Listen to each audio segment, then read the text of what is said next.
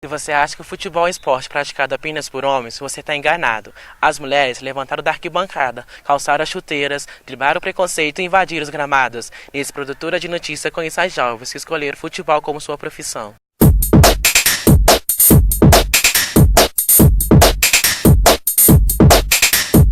Luana, quando começou sua paixão pelo futebol? Minha paixão pelo futebol começou quando eu tive que me inserir com meus irmãos para brincar na rua de futebol, a única brincadeira que eles brincavam.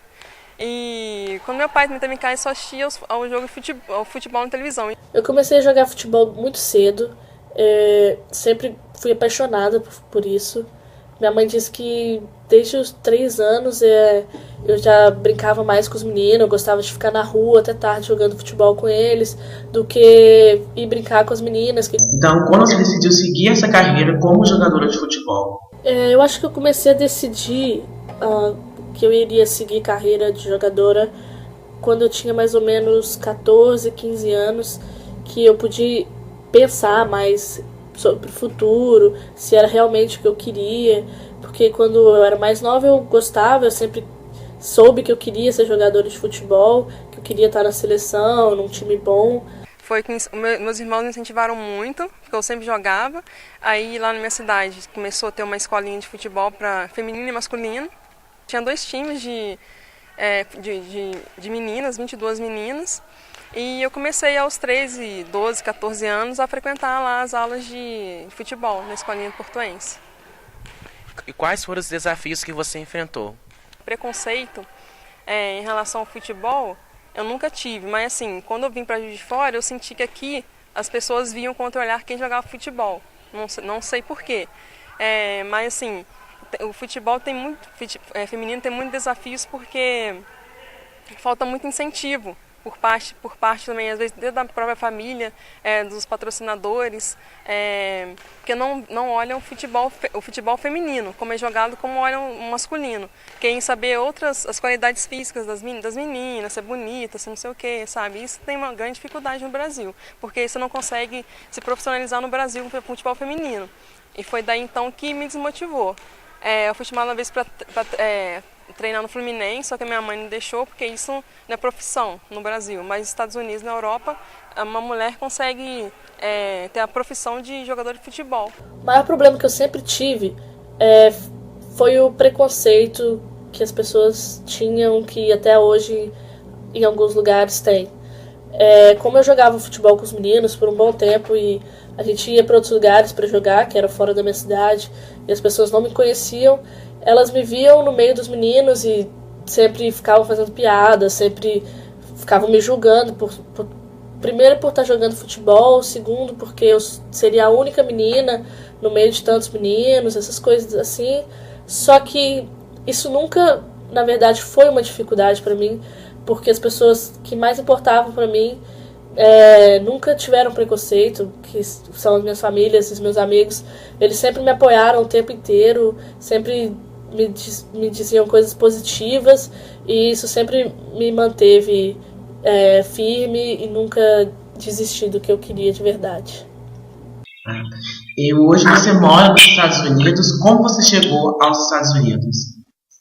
Desde 2010, quando eu jogava futebol no Palmeiras, eu pensei na possibilidade de um dia vir para os Estados Unidos para poder jogar e estudar aqui.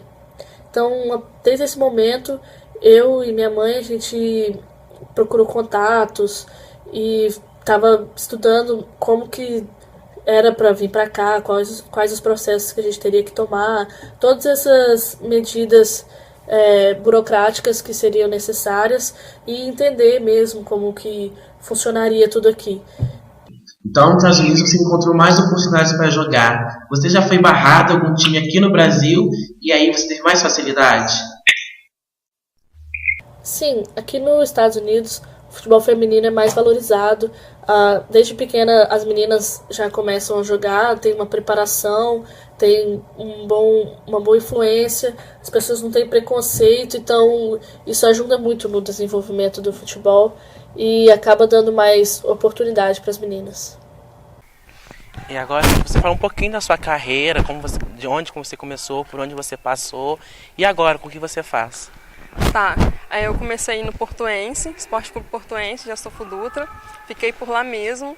Não, aí passando disso eu vim para Juiz de Fora, aqui não procurei nenhum lugar para treinar, até tentei no Tupi, mas desmotivei, depois nem fui treinar lá, para não perder também essa vivência que eu tinha no futebol, por gostar também. E agora eu faço faculdade de Educação Física, não foi por causa dessa paixão pelo futebol. Você tem alguma mulher que joga futebol que você tem como ídolo? Claro, e tem um monte. Quando eu comecei a jogar, tinha a Pretinha que jogava, que começou, ela que deu esse boom, assim, que foi futebol feminino, nas Olimpíadas, o pessoal começou a ver. Depois foi a Marta e a Cristiane, com certeza. Isso não é, a Marta pra mim é uma inspiração total. 5 vezes eleita melhor do mundo, acho que assim, por ser brasileira, isso me surpreendeu muito.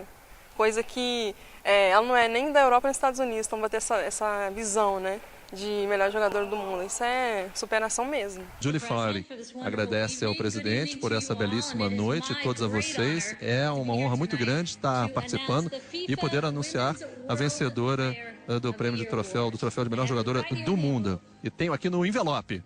E será Marta!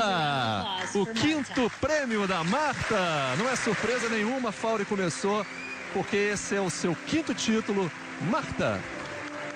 Então, uma das minhas ídolas no futebol feminino é a goleira Rupi Solo. Ela é goleira aqui dos Estados Unidos.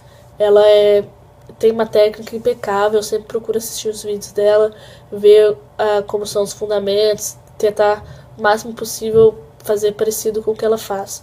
E aí do Brasil, eu gosto muito da Thaís Picarte. Eu cheguei a treinar com ela por 1 ano no Centro Olímpico, que eu treinei em 2012. Atualmente ela é goleira da seleção brasileira. E durante meus treinos com ela, eu aprendi muitas coisas, eu adquiri muita experiência, que eu sei que eu vou levar tanto para minha vida pessoal, tanto para minha vida em campo. Nós sabemos que o mercado para o futebol masculino é muito mais fácil, mas é difícil para os meninos se manter. E as moças têm essa dificuldade? Você encontrou alguma diferença entre o mercado brasileiro e o americano? Tem uma grande diferença. Aí no Brasil pode-se ver que a diferença entre os jogadores do masculino e os jogadores do feminino é muito, muito grande. Os jogadores ganham milhões de reais e as jogadoras, às vezes, não ganham nem um salário mínimo. Então, tá melhorando, né? A CBF já criou um campeonato brasileiro.